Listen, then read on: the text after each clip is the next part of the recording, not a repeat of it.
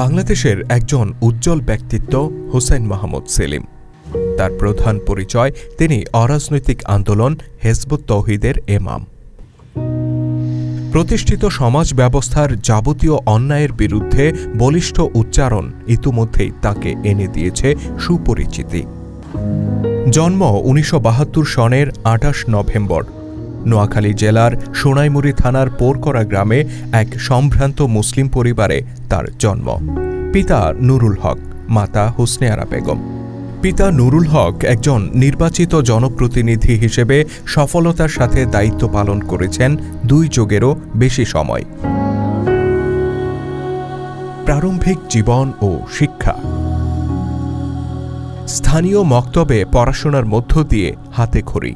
এরপর খুব অল্প বয়সে কোরআন পাঠ সহ অন্যান্য আদব কায়দা শিক্ষালাভ করেন। পোরকরা সরকারি প্রাথমিক বিদ্যালয় থেকে প্রাথমিক শিক্ষা লাভ করার পর তিনি স্থানীয় আহমদুল্লাহ উচ্চ বিদ্যালয় থেকে ১৯৮৯ সনে বিজ্ঞান বিভাগে এসএসসি পাশ করেন।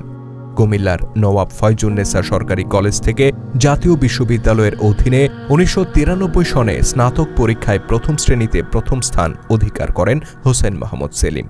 এরপর জগন্নাথ বিশ্ববিদ্যালয় থেকে রাষ্ট্রবিজ্ঞানে স্নাতকোত্তর ডিগ্রি অর্জন করেন। পড়াশোনা শেষে ব্যবসার মাধ্যমে কর্মজীবনে প্রবেশ করেন। সামাজিক কার্যক্রম ও হিজবুত তৌহিদ। সমাজে ন্যায় বিচার ও শান্তি প্রতিষ্ঠার গভীর আকাঙ্ক্ষা এবং বিশ্বব্যাপী মুসলিম জাতিকে দুর্দশা থেকে মুক্ত করার প্রবল ইচ্ছা থেকে তিনি সামাজিক কার্যক্রমের সাথে যুক্ত হন। ১৯৯৯ সালে টাঙ্গাইলের করটিয়ার জমিদার পরিবার ও ঐতিহ্যবাহী সুলতানি পরিবারের উত্তরসূরি হিজবুত তৌহিদের প্রতিষ্ঠাতা এমামুজ্জামান জনাব মোহাম্মদ বাইজিদ খান পন্নীর সংস্পর্শে আসেন এবং হিজবুত তৌহিদে যোগদান করেন। নিজের সাংগঠনিক দক্ষতা, বাগ্মিতা, সাহসিকতা ও সংগ্রামী মানসিকতা ইত্যাদি নানা গুণের কারণে তিনি খুব অল্প সময়ের মধ্যেই এমামুজ্জামানের প্রিয় পাত্র হয়ে ওঠেন। তিনি দীর্ঘ ১২ বছর এমামুজ্জামানের সাথে অতিবাহিত করেন এবং হিজবুত তৌহিদ আন্দোলনের প্রচার অধিনায়ক ও সমন্বয়কারী হিসেবে দায়িত্ব পালন করেন। ২০১২ সনে এমামুজ্জামান পরলোক গমনের পর আন্দোলন পরিচালনার গুরু দায়িত্ব তার উপর বর্তায়। তিনি দায়িত্ব গ্রহণ করেন হিজবুত তৌহিদের মাননীয় ইমাম হিসেবে। এই আন্দোলনে যোগদানের পর থেকেই তিনি ক্লান্তিহীনভাবে ছুটে চলেছেন শহর থেকে শহরে, গ্রাম থেকে গ্রামান্তরে। রাজধানীর অভিজাত মিলনায়তন থেকে প্রত্যন্ত গ্রামের উঠোনে উঠোনে কথা বলে যাচ্ছেন প্রচলিত ব্যবস্থায় প্রতিষ্ঠিত নানা অন্যায়ের বিরুদ্ধে। নিরবচ্ছিন্নভাবে ইসলামের প্রকৃত আদর্শ তুলে ধরছেন মানুষের সামনে। তার বজ্র কণ্ঠ প্রতিধ্বনিত হয়েছে বাংলার ঘরে ঘরে।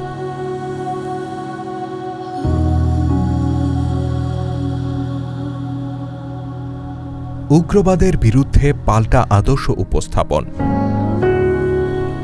সাম্রাজ্যবাদী পশ্চিমা অপশক্তির মদদে ইসলামের বিকৃত ব্যাখ্যার মধ্য দিয়ে সারা বিশ্বে জঙ্গিবাদের বিস্তার ঘটানো হয় এবং ইসলামের ব্যাপারে পৃথিবী জুড়ে একটি ভীতি ছড়িয়ে দেয়া হয়।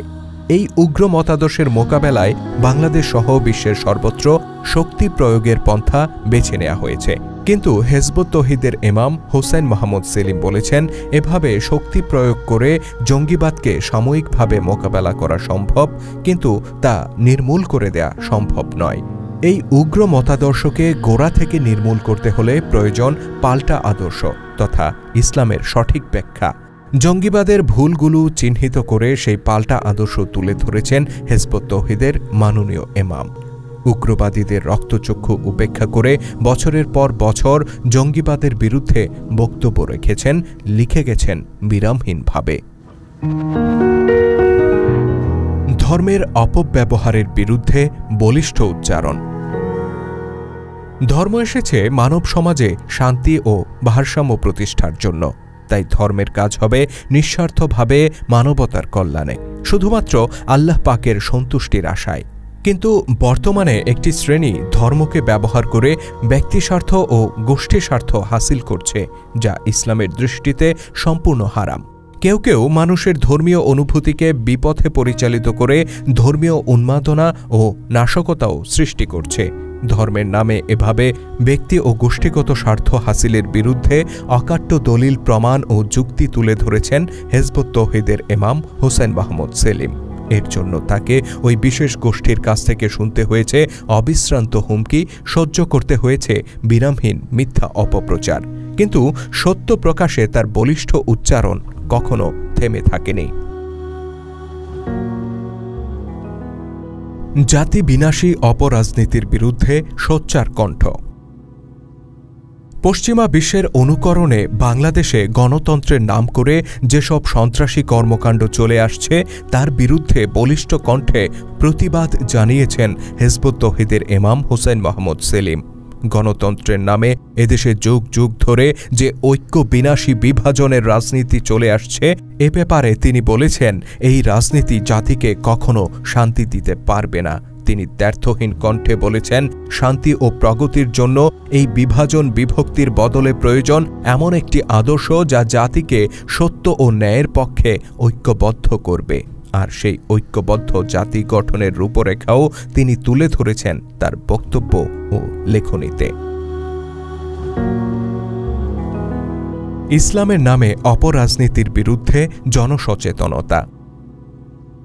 পাশ্চাত্যের রাজনৈতিক ব্যবস্থার অনুকরণে অনেক ইসলামী দল অন্যান্য দলগুলোর সাথে ভোটের প্রতিযোগিতা করতে গিয়ে নিজেদের অনুকূলে ধর্মের মনগড়া ব্যাখ্যা তুলে ধরছে এবং নিজেদের স্বার্থ উদ্ধার করছে।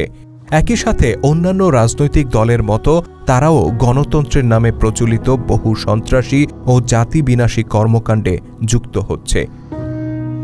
রাজনীতিতে ধর্মের এই অপব্যবহারের বিপরীতে ইসলাম প্রতিষ্ঠার সঠিক রূপরেখা তুলে ধরে যাচ্ছেন হিজবুত তৌহিদের মাননীয় ইমাম। সাম্প্রদায়িক সম্প্রীতি স্থাপনে অবদান। ধর্মীয় সমাবেশ থেকে ভিন্ন ধর্মের বিরুদ্ধে বিদ্বেষমূলক বক্তব্য প্রচার, সংখ্যালঘুদের উপর নির্যাতনের উস্কানি প্রদান বাংলাদেশে একটি নিয়মিত ঘটনা। অথচ ইসলাম এমন একটি আদর্শ যা ভিন্ন ধর্মাবলম্বীদের জীবন ও সম্পদের নিরাপত্তা প্রদানে প্রতিশ্রুতিবদ্ধ। সেই চেতনা দ্বারা উদ্বুদ্ধ হয়ে বাংলাদেশে সাম্প্রদায়িক বিভক্তি দূর করে সকল ধর্মের অনুসারীদের মধ্যে সম্প্রীতি স্থাপন ও এক পিতা মাতার সন্তান হিসেবে শান্তিপূর্ণ সহাবস্থানের আহ্বান তুলে ধরেছেন হোসেন মাহমুদ সেলিম। তার নির্দেশে সাম্প্রদায়িক সম্প্রীতি স্থাপনে দফায় দফায় বিভিন্ন ধর্মের ধর্মগুরু ও বিশিষ্টজনদের নিয়ে মতবিনিময় সভা করেছে অরাজনৈতিক আন্দোলন হিজবুত তৌহিদ। নারী বিদ্বেষী ফতোয়ার বিরুদ্ধে সোচ্চার ভূমিকা। প্রকৃত ইসলামের যুগে নারীরা নতুন সভ্যতা নির্মাণের কাজে পুরুষের পাশাপাশি শ্রম দিয়েছেন ও সর্বোচ্চ ত্যাগ স্বীকার করেছেন। শালীনতার মধ্যে থেকে তারা সমাজ ও রাষ্ট্রের প্রতিটি অঙ্গনে অবদান রেখেছেন। কিন্তু বর্তমানে সামাজিক ও রাষ্ট্রীয় অঙ্গনে নারীদের অংশগ্রহণকে ধর্মবিরুদ্ধ কাজ হিসেবে ফতোয়া দেয়া হয়। হিজবুত তৌহিদের ইমাম এই মিথ্যা ফতোয়ার বিরুদ্ধে সাহসী বক্তব্য রেখেছেন এবং নারীদেরকে শালীনতার মধ্যে থেকে নিজ নিজ যোগ্যতা অনুসারে প্রতিটি কাজে অংশগ্রহণের ব্যাপারে অনুপ্রাণিত করেছেন।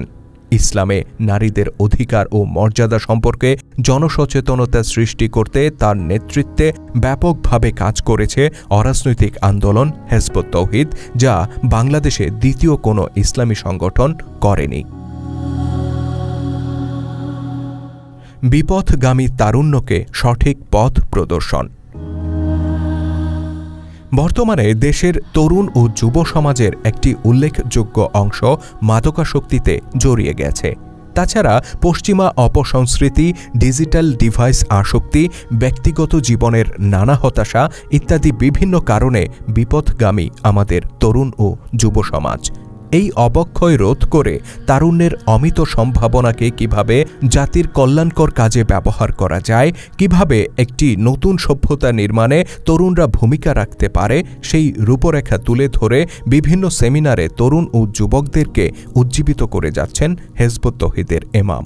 পাশাপাশি তারই নির্দেশে তারুণ্যের সঠিক বিকাশে বিভিন্ন ক্রীড়া প্রতিযোগিতা ও সুস্থ ধারার সাংস্কৃতিক অনুষ্ঠান আয়োজন করে যাচ্ছে হিজবুত তৌহিদের ক্রীড়া বিভাগ ও সাংস্কৃতিক বিভাগ। সারা দেশে প্রতিষ্ঠা করেছে অর্ধশতাধিক ক্রীড়া ও সাংস্কৃতিক সংগঠন। উন্নয়ন কর্মসূচি। নিজ এলাকা নোয়াখালীর সোনাইমুড়িতে মানুষের দারিদ্র্য বিমোচন, কর্মসংস্থানের ব্যবস্থা, কৃষি ও শিল্পের বিকাশ, এক কথায় স্থানীয় মানুষের অর্থনৈতিক সমৃদ্ধির স্বার্থে সেখানে ৫০টিরও বেশি উন্নয়ন প্রকল্প প্রতিষ্ঠা করেছেন হিজবুত তৌহিদের মাননীয় এমাম। গরুর খামার, মৎস্য প্রকল্প, ধান ও সবজি আবাদ, গার্মেন্টস কারখানা, খাদ্য প্রক্রিয়াজাত কারখানা সহ ক্ষুদ্র ও মাঝারি এসব প্রকল্পে হাজারো মানুষের কর্মসংস্থান সৃষ্টি হয়েছে। এসব প্রকল্পে উৎপাদিত পণ্যের প্রদর্শনী করে প্রতি বছর স্থানীয়ভাবে আয়োজন করা হয় সপ্তাহব্যাপী বাণিজ্য মেলা।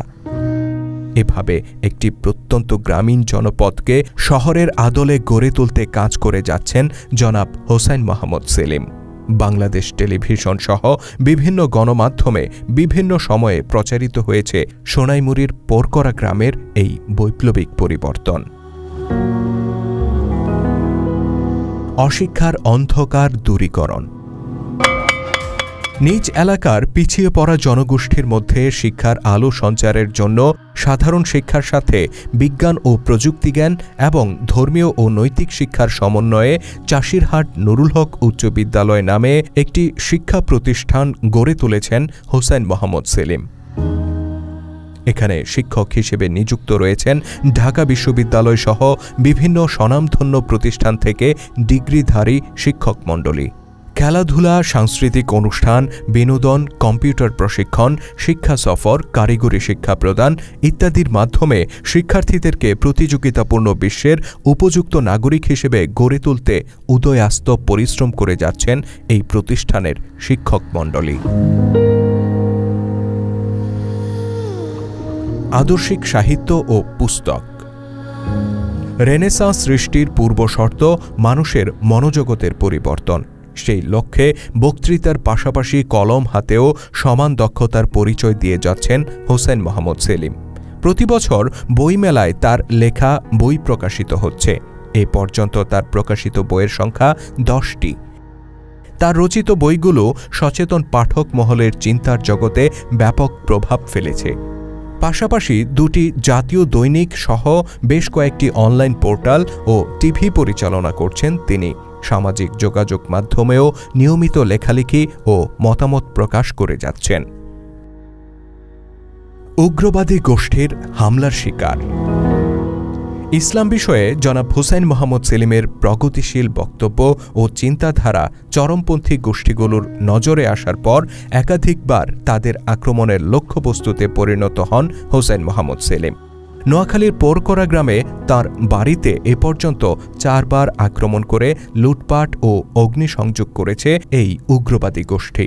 2016 সালে পরিচালিত হামলায় হিজবুত তৌহিদের 2 জন সদস্যকে নির্মমভাবে কুপিয়ে হত্যা করে তারা। তথাপি হিজবুত তৌহিদের ইমাম থেমে থাকেননি। অবিশ্রান্ত প্রাণনাশের হুমকি আর জীবনের ঝুঁকি উপেক্ষা করে নিজের লক্ষ্যে রয়ে গেছেন অবিচল।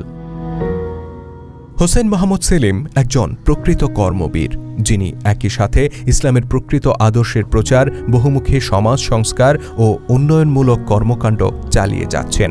তিনি তার সার্বিক কর্মকাণ্ডের মধ্য দিয়ে একটি ন্যায়ভিত্তিক, সহনশীল ও শান্তিপূর্ণ সমাজ গড়ে তোলার আপ্রাণ চেষ্টা চালিয়ে যাচ্ছেন, যেখানে নারী ও শিশুরা সর্বোচ্চ অধিকার ও নিরাপত্তা লাভ করবে, যেখানে সকল ধর্মের মানুষের শান্তিপূর্ণ সহাবস্থান নিশ্চিত হবে, যেখানে থাকবে না কোনো উগ্রপন্থা, ধর্মের নামে কুসংস্কার কিংবা রাজনীতির নামে শোষণ নিপীড়ন। ইতিমধ্যেই তিনি নিজ এলাকায় এমন সমাজের মডেল স্থাপন করেছেন। আর এই মহান উদ্যোগকে সারা দেশে ছড়িয়ে দিতে এদেশের শান্তিপ্রিয় ও উন্নয়নকামী জনগণ হিজবুত তৌহিদের পাশে থাকবেন, এমনটাই প্রত্যাশা করেন হিজবুত তৌহিদের মাননীয় ইমাম জনাব হোসাইন মোহাম্মদ সেলিম।